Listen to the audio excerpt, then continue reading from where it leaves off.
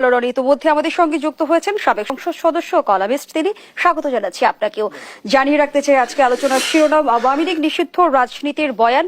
নিশ্চয় আপনি অবগত আছেন এবং আপনি রাজপথে দেখেও এসেছেন যে আওয়ামী লীগ নিষিদ্ধের দাবিকে কেন্দ্র করে রাজপথ উত্তাল, এবং আমরা যেমনটি দেখলাম যে আব্দুল হামিদের দেশ ত্যাগকে কেন্দ্র করে এই উত্তেজনা শুরু হয়েছিল। যেমনটি স্বরাষ্ট্র উপদেষ্টা জানালেন, জড়িতদের শাস্তির আওতায় আনতে না পারলে পদত্যাগ করব। কিন্তু আমি যদি আরো একটি তথ্য আপনার সামনে উপস্থাপন করি যে আব্দুল হামিদের বিদেশ যাওয়া ঠেকাতে 3 মাস আগে এসবিতে আবেদন করেছিল কিশোরগঞ্জ জেলা পুলিশ, এমনকি ডিএমপি কে জানানো হয়েছিল। তাহলে কার সিগন্যালে আসলে আব্দুল হামিদ দেশ ত্যাগ করতে পারলেন? উনি ওনার নিজের সিগন্যালে করেছেন। এখানে হলো আপনি তো আব্দুল হামিদ সাহেবকে নিজে নিজে ব্যক্তিগতভাবে চিনেন না, ওনার সাথে কখন দেখা সাক্ষাৎ হয়েছে? হয়নি। He is a magic man. 7 থেকে 8 বার এমপি হয়েছেন, স্পিকার ছিলেন, রাষ্ট্রপতি ছিলেন। ওনার চোখে জাদু আছে, ব্যক্তিত্বে জাদু আছে। উনি 1971 সনে ভারত গিয়ে যে মুক্তিযুদ্ধ শুধু করেন নাই, কামরূপ কামাখ্যা থেকে উনি জাদু শিখে আসছেন। ফলে এয়ারপোর্টে যাওয়ার সঙ্গে সঙ্গে সব সিস্টেম রাডার অফ হয়ে গেছে। ওখানে ডক্টর ইউনূসের সাথে যোগাযোগ বন্ধ হয়ে গেছে, এসবির সমস্ত বন্ধ হয়ে গেছে, সিআইডির সমস্ত কিছু বন্ধ হয়ে গেছে, এবং সব এয়ারপোর্টে ভেলকি লেগে উনি সেখান থেকে চলে গেছেন। এবং দেখেন জাদুর কি ক্ষমতা। সেই জাদুর পরে আজকে যে উপদেষ্টা আছে, স্বরাষ্ট্র উপদেষ্টা, এখনো ওনার জাদুর ঘোর কাটে নাই। এখন উনি বুঝতে পারেন না যে কোথা থেকে কি হয়ে গেল। ফলে আসলে ডক্টর মোহাম্মদ ইউনূসের মতো লোকজন আছেন, এরকম আওয়ামী লীগের যারা লোকজন, এরকম সবাই অনেক জাদু জানে। শেখ হাসিনা কিভাবে জাদু জেনে চলে গেল ভেলকি দিয়ে, এখন পর্যন্ত আমরা বুঝতে পারতেছি না সকালে গেল না বিকালে গেল। এখন পর্যন্ত আমরা বুঝতে পারতেছি না উনি কি কলকাতাতে আছেন নাকি দিল্লিতে আছেন।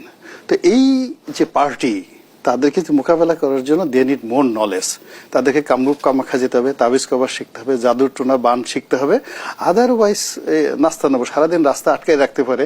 এই রাস্তার মধ্যে হঠাৎ করে দেখবেন যে ডক্টর মোহাম্মদ ইউনূস যে সব লোকজন দাঁড়িয়ে আছে, হঠাৎ করে শেখ হাসিনা চলে আসছে, টুস করে এসে বলছে বোকা।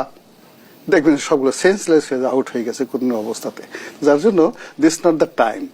বাংলাদেশে আওয়ামী লীগ এত বড় একটা রাজনৈতিক দল, দে হ্যাভ অল মেশিনারিজ রাজনীতি করার জন্য। টাকা আছে, ক্ষমতা আছে, বুদ্ধি আছে, ম্যান পাওয়ার আছে, কৌশল আছে, এবং ইট ইজ টেস্টেড সিন্স 1954। আর ওনাদের যারা অপোজিট যারা লোকজন আছেন, তাদের ব্রঙ্কাইটিস আছে, নিউমোনিয়া আছে, ডায়াবেটিস আছে, আর হাজারো রকম সমস্যা আছে, কোষ্ঠকাঠিন্য আছে। ফলে এইগুলো একসাথে যুদ্ধ হয় না। যুদ্ধ করার জন্য সমতা দরকার।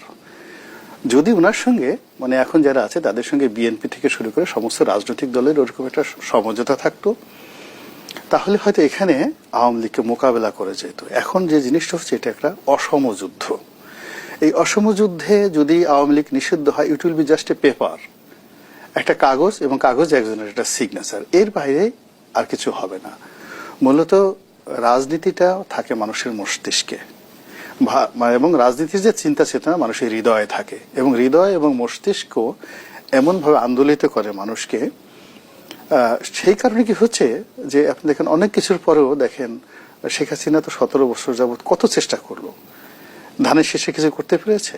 ইভেন জামাতে কিছু করতে পেরেছে? পারেনি। ওই আদর্শটা ভিতরে ঢোকানো।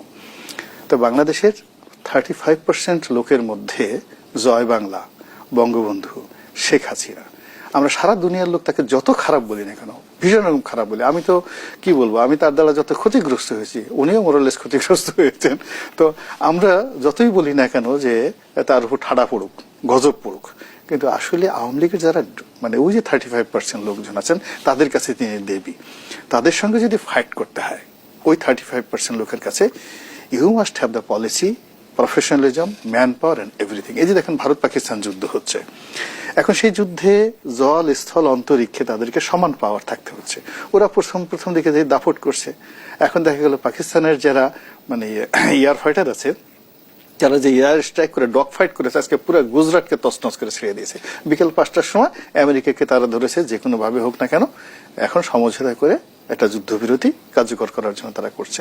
এখন এইরকম আওয়ামী লীগের সঙ্গে যারা যুদ্ধ করছেন, মানে তারা আসলে আওয়ামী লীগ সম্পর্কে তাদের স্টাডি নাই। 2 নম্বর হলো আওয়ামী লীগের সঙ্গে কখনো তারা প্রতিযোগিতায় যায়নি।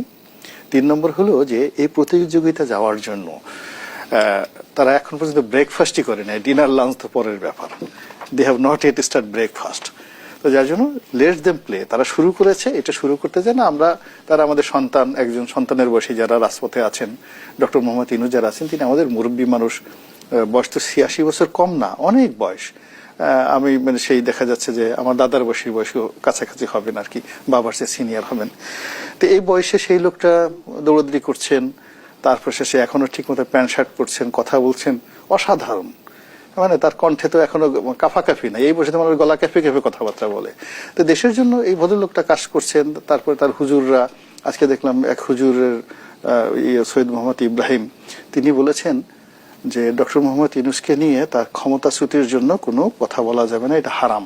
এর কারণ হলো আল্লাহ রাব্বুল আলামিন নবুয়ত যেভাবে নাজিল করে, উনি কিন্তু জামাতের খুব একজন আধ্যাত্মিক নেতা, ইব্রাহিম সাহেব, মুফতি মোহাম্মদ সৈয়দ মোহাম্মদ ইব্রাহিম, তো উনি আধ্যাত্মিক নেতা দেলোয়ার হোসেন সাইদি সাহেবের বিআই।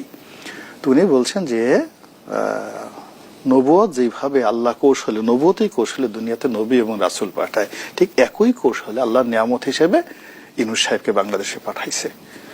ওনার কিন্তু লক্ষ লক্ষ ভক্ত আছে, এবং জামাতের যত ভক্ত আছে, আপনি আমি যত কিছু বলি না কেন, তারা কিন্তু ওইভাবে বিশ্বাস করে।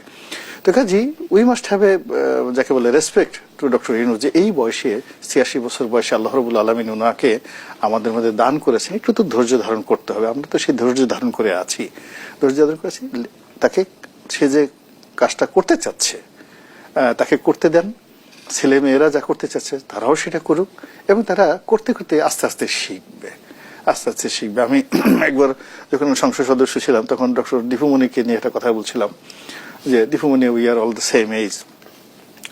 তো এখন তাকে পররাষ্ট্রমন্ত্রী বানানো হয়েছে, এটা সবচেয়ে বড় মন্ত্রণালয়, কিছু এখানে জানতে হয়। তো শেখ হাসিনা মাননীয় প্রধানমন্ত্রী, তিনি তো তাকে মন্ত্রিত্ব চালানোর জন্য এখানে দেন নাই, মানে ওনাকে দিচ্ছেন এগুলো, তুমি এই বছর দেখা সাক্ষাৎ করো, বিদেশ ঘুরো, এয়ারপোর্ট চিনো, পরের বার যখন আবার হবা তখন থেকে কাজ করো। তাই এখন এই যে কাজকর্মগুলো করতেছে সবাই, মূলত তারা রাজনীতি শিখছে।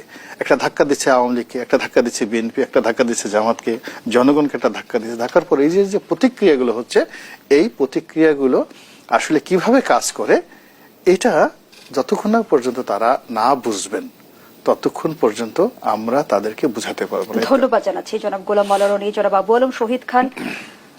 আব্দুল হামিদের দেশ ত্যাগ ঘিরে আমরা রাজনৈতিক অঙ্গনে তো নানামুখী প্রশ্ন দেখছি, আপনার বিশ্লেষণটা শুনতে চাই দুজন লাইনের।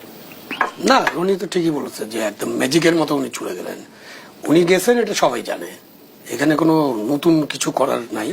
এখন আপনি ওই যে বউকে শেখানোর জন্য ঝিকে মারা একটা প্রবচন আছে না বাংলাদেশে, তা আপনি এখন স্বরাষ্ট্র উপদেষ্টা হঠাৎ ঘুম থেকে জেগে উঠলেন, তিনি জানলেনও না কি হলো দেশে, এবং একজন রাষ্ট্রপতি যাচ্ছেন, তার টিকিট কাটা হয়েছে, তার সাথে লোকজন যাচ্ছে, তার প্রোটোকল আছে, সবকিছু মিলে তিনি যাচ্ছেন। তো এটা বাংলাদেশ সরকার জানে না, এটা মানে মনে করার কোনো কারণ নেই। বাংলাদেশ সরকারের জানা অবস্থায় আব্দুল হামিদ সাহেব চিকিৎসার জন্য বিদেশে গিয়েছেন, এবং উনি পালিয়েও যান নাই, এয়ারপোর্টের মধ্যে দিয়ে গেছেন, এবং একটা লিগাল ইয়া ছিল ওখানে, তিনি তার বিরুদ্ধে নিশ্চয়ই কোনো নিষেধাজ্ঞা ছিল না, এই জন্য গিয়েছেন। তা এখন স্বরাষ্ট্র উপদেষ্টা যাদেরকে সাসপেন্ড করলেন, যাদের বিরুদ্ধে অ্যাকশন নিলেন, সেটা অন্যায় হয়ে গেছে। সেটা উনারা, ওদের পক্ষে একজন রাষ্ট্রপতিকে এইভাবে এয়ারপোর্ট দিয়ে পাস করা সম্ভব না। সুতরাং এটা দেশের সবচেয়ে ঊর্ধ্বতন যে একদম শীর্ষ ব্যক্তিরা সবাই জানেন। স্বরাষ্ট্র উপদেষ্টা মাঝখান থেকে একটা নাটক করতেছেন, তো এই নাটকের কি পরিণত হবে আমি জানি না, এবং উনি তো কিছু করতেছেন, ধন্যবাদ জানাচ্ছি। নিশ্চয়ই